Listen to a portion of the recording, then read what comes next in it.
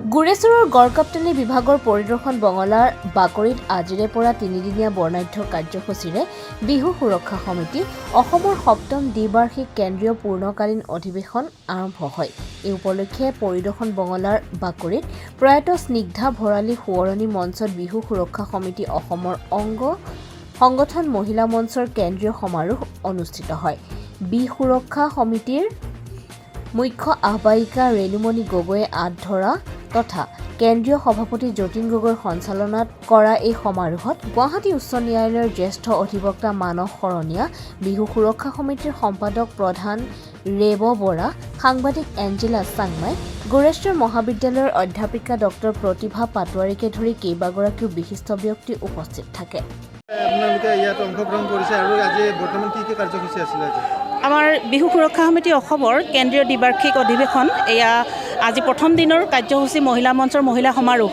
আমি কেন্দ্ৰীয় মহিলা মঞ্চৰ 6গৰাকী মুখ্য আহ্বায়িকা আছে, তাৰে মুখ্য আছে আমাৰ ৰেণুমণি গগৈ আৰু আমি ৰেণুমণি গগৈ লখিমপুৰৰ, মই ডিব্ৰুগড় দুলীয়াজানৰ, শিৱসাগৰৰ এগৰাকী আছে, তেজপুৰৰ আছে।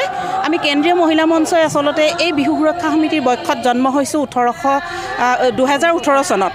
2018 চনত জন্ম হোৱাৰে পৰা আমি মহিলাসকলৰ সাংস্কৃতিক দিশত আৰু উৎপাদনীৰ দিশত আগবঢ়াই নিবৰ কাৰণে বিভিন্ন কাৰ্যসূচী লৈ আছোঁ আৰু সেই কাৰ্যসূচীবিলাকৰ ভিতৰত সাংস্কৃতিক ক্ষেত্ৰখনত নিজক হয় জয়যতে মই বিহু সুৰক্ষা সমিতি অসমৰ সম্পাদক প্ৰধান হিচাপে আজি 7ম দ্বিবাৰ্ষিক পূৰ্ণকালীন অধিৱেশনৰ স্থলীৰ পৰা অসমবাসী ৰাইজলৈ আন্তৰিক অভিনন্দন জ্ঞাপন কৰিছোঁ।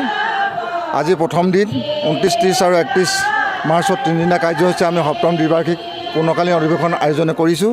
আজি মহিলা মঞ্চৰ কেন্দ্ৰীয় সমাৱেশ ইতিমধ্যে আয়োজন হৈছে, চলি আছে আৰু এই মহিলা মঞ্চৰ নিৰ্দিষ্ট বক্তা হিচাপে আমি NDTV যুৱ সাংবাদিক, বিশিষ্ট সাংবাদিক মাননীয় আমি এঞ্জেলা চাংমাইক নিমন্ত্ৰণ কৰিছিলোঁ আৰু আমাৰ নিমন্ত্ৰণ ৰক্ষা কৰি তেখেত আহি আমাৰ মঞ্চত উপস্থিত হ'ল আৰু এক ভাষণ প্ৰদান কৰি ৰাইজক আপ্লুত কৰিছে আৰু এক বাৰ্তা প্ৰদান কৰিছে নৱপ্ৰজন্মৰ বাবে।